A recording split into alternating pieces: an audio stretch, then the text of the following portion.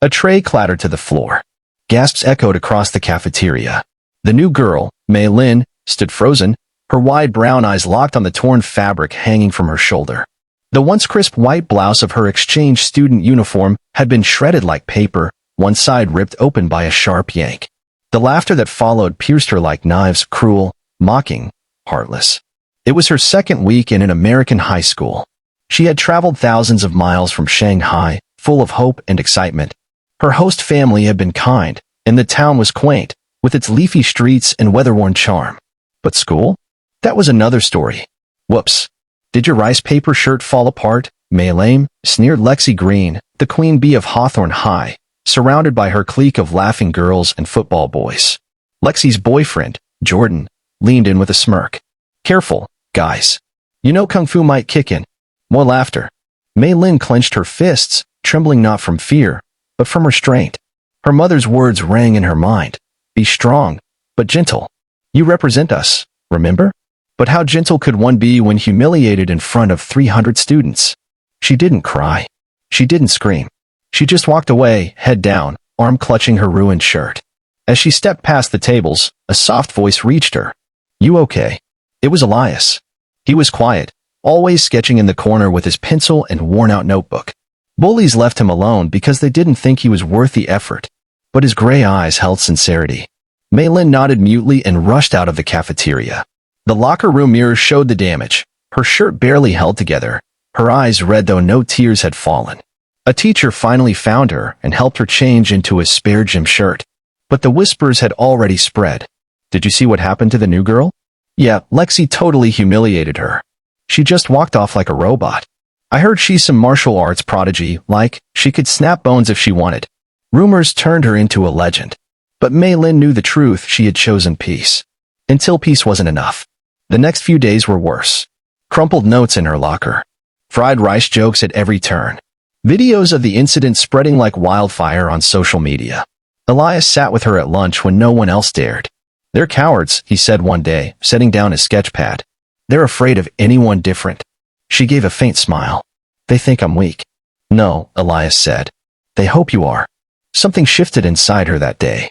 She started waking up early, running before school, practicing kata behind the house, silent and focused. Her mother had taught her Shaolin Kung Fu since she could walk. Her father had taught her discipline. But what had all that training meant if she couldn't protect herself or others? 1 week later, it happened again. Cafeteria. Tray. Mei Lin, walking through the crowd alone.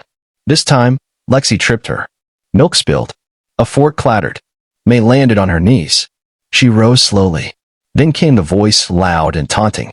Maybe they don't teach balance in China? Lexi mocked, flicking her long blonde hair. Her cronies laughed again. This time, Mei Lin didn't walk away. She turned to face them. Enough, she said softly. Lexi laughed harder. Oh. She speaks. The leader of the football team, Max, shoved a chair into her path. She sidestepped it. Another boy made a mock karate noise. Then Jordan, Lexi's boyfriend, stepped forward and pretended to crane kick. Come on, show us some kung fu, Jackie Chan. It was all Mei Lin needed. Jordan lunged. Mei sidestepped, grabbed his arm, flipped him effortlessly onto the cafeteria floor. The room gasped. He groaned, stunned, lying flat on his back. Lexi's eyes went wide. You crazy psycho. Don't. Mei's voice was calm. Stop hurting people. Or what? Lexi lunged forward, shoving her. Big mistake. In one fluid motion, Mei Lin caught Lexi by the shoulders, twisted, and with perfect form, body slammed her to the ground. Not violently. Not to hurt. Just enough to humiliate. Just enough to say, no more. Silence.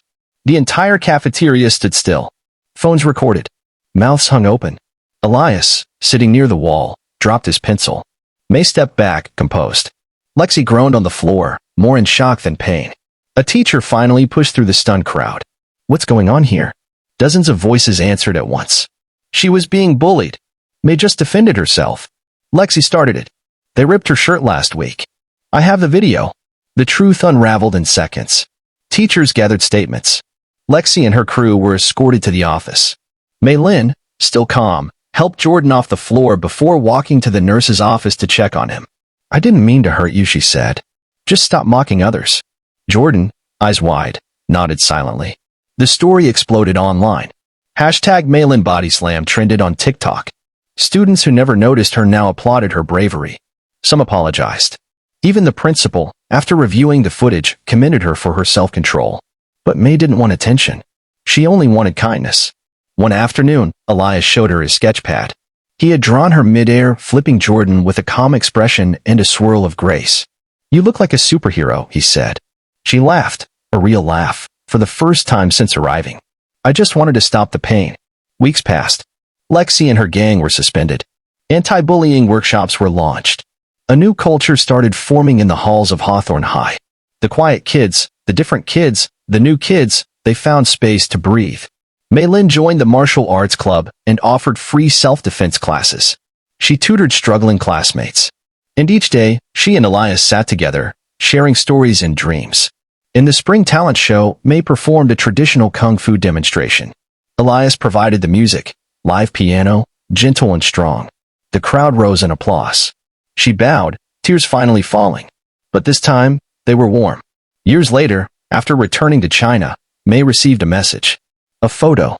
Elias, in front of an art gallery, beside a giant painting titled Grace and Strength. It was her. The caption read, "You taught us that kindness can defend, that strength can heal, and that silence isn't weakness. Thank you." Mei smiled, setting down her phone. Sometimes, all it takes is one stand, not to destroy, but to awaken a heart. And from one act of courage, kindness multiplies.